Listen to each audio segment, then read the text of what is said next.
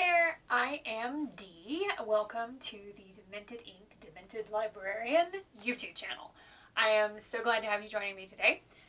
Today we are going to do something that I find just probably a little obscenely fun, and that is a book haul.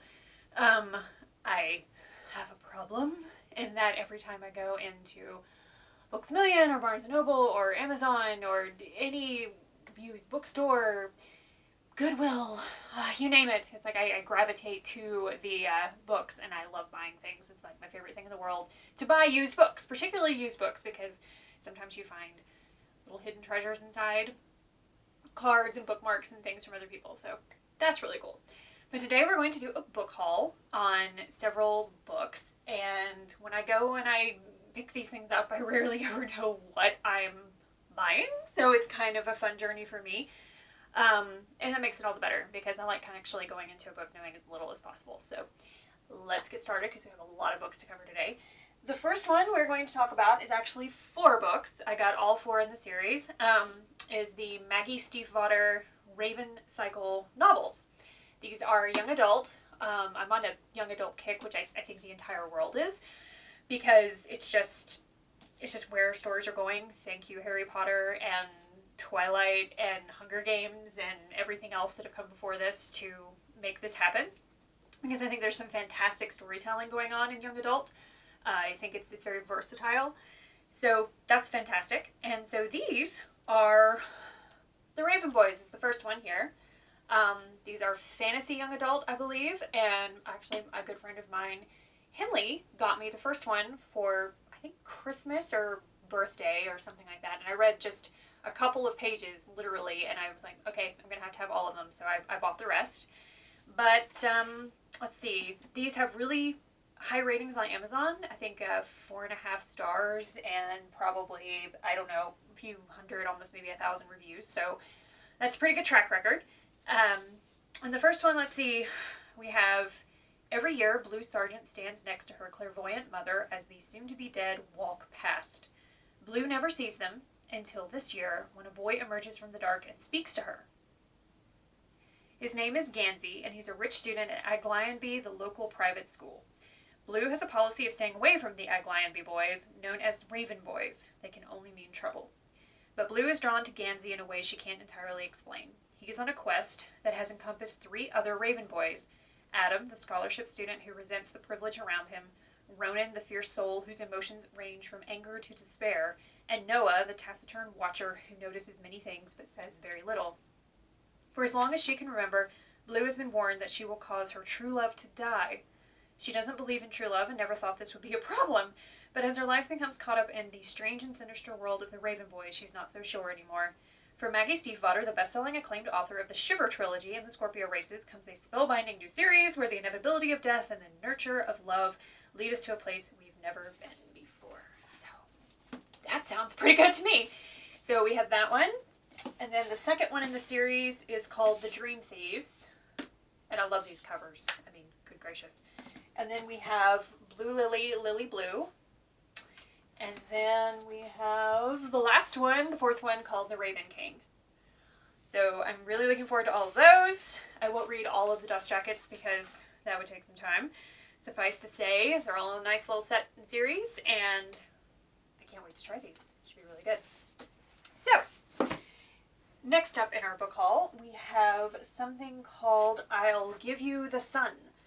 And it's a really interesting cover because the front of it has this lovely quote, and then the inside is where the actual title and everything else is. You can see in the back here that this was one of my bargain price finds. The cover says, "We were all heading for each other on a collision course no matter what. Maybe some people are just meant to be in the same story." So that sounds good.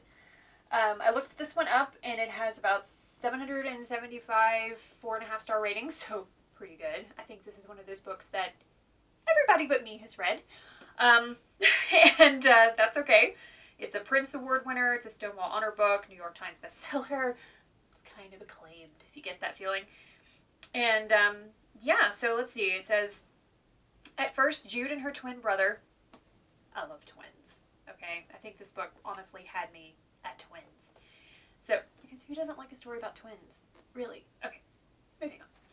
Jude and her twin brother are Noah and Jude, inseparable. Noah draws constantly and is falling in love with the charismatic boy next door, while daredevil Jude cliff dives and does all the talking for both of them. Years later, they are barely speaking. Something has happened to change the twins in different yet in equally devastating ways.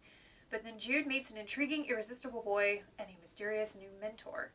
The early years are Noah's to tell, the later years are Jude's, but they have each only half the story. And if they can find their way back to one another, they'll have a chance to remake their world. So that sounds amazing. And I just flipped it open, kind of just randomly, and this is, to reverse destiny, stand in a field with a knife pointed in the direction of the wind. Color me intrigued. Anyway, so this sounds good. It's a young adult again, I believe. Yes, top best fiction for young adults. So another young adult book. Really looking forward to this one. I'll be able to get on the train with everybody else and actually understand why this book is awesome. So that'll be great. And last on our book haul today, we have something called Bel Canto by Ann Patchett. If you couldn't tell, I have a wide range. Well, I don't know if it's wide. I'll read anything. Let me put it that way, which I guess is kind of the definition of wide and eclectic, but moving on. I love reading anything. I read graphic novels. I read every genre out there, young adults, children's books, literary fiction, stuff that they made you read in high school. I actually enjoyed some of it, except for the whiny women's fiction where every woman dies because being a woman is terrible. I'm not arguing. I just don't need to read a book to confirm that. That's a whole nother soapbox. Anyway, this one's called Bel Canto, and this one, speaking of women and literature and all of this, I actually found a list. I believe that it came to me in one of my email signups that gave me 100 books by female writers that you have to read. So I took all of those books, and the ones that I hadn't read, I immediately put into my own Amazon wish list, and this was actually one of them on that list. So this is me diving into that. And very cool. Like I said, I love used books because sometimes they come with treats. So whoever had this book before me, I got it used on Amazon. There's a little note in here. It's just, obviously somebody's making a note to themselves and using it as a bookmark, and I won't read it because I don't know. It's kind of like finding somebody else's, I don't know, to-do list. So maybe not. Let's not put that on YouTube. So, without further ado, let's talk about this one. The back is pretty nondescript. It says, when the lights went off and the accompanist kissed her. Maybe he had been turning towards her just before it was completely dark. Maybe he was lifting his hands. There must have been some movement, a gesture, because every person in the living room would later remember a kiss. Oh, that sounds great. Let's read that. It's the winner of the Penn Faulkner Award. Gracious. Lots of good stuff here. It says, somewhere in South America, at the home of the country's vice president, a lavish birthday party is being held in honor of the powerful businessman, Mr. Hosokawa.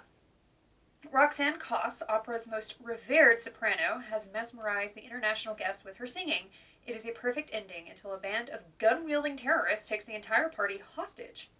Well, that'll put a damper on the evening.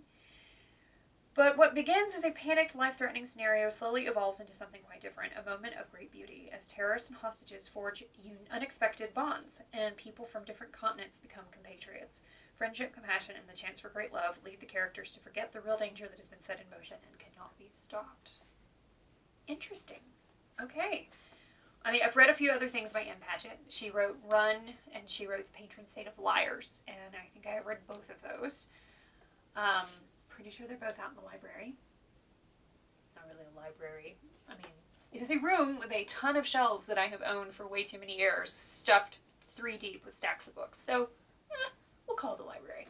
Anyway, so I've read some other things by her. This is on one of the lists that I want to read, and I love it when authors and publishing companies make cool choices with the chapter headings, and this actually has some music bars there. It's kind of cool. So, that's that book in this haul. So, there you have it. That's a book haul for today. I will get busy reading, and hopefully we'll have some reviews for you to, I don't know, watch if you're interested. If not, I highly recommend everything on here, or at least if I haven't read them, lots of people on Amazon have, and I'm sure that the authors will greatly appreciate your patronage. I want to take a moment to thank all of the authors that I've talked about today for writing and creating things and putting them out there and having the perseverance to do so, because that is so important, because our entire history and our culture survives on stories. So thank you, and for the love of story, I hope to see you guys again soon. Have a great day, and I'll see you next time.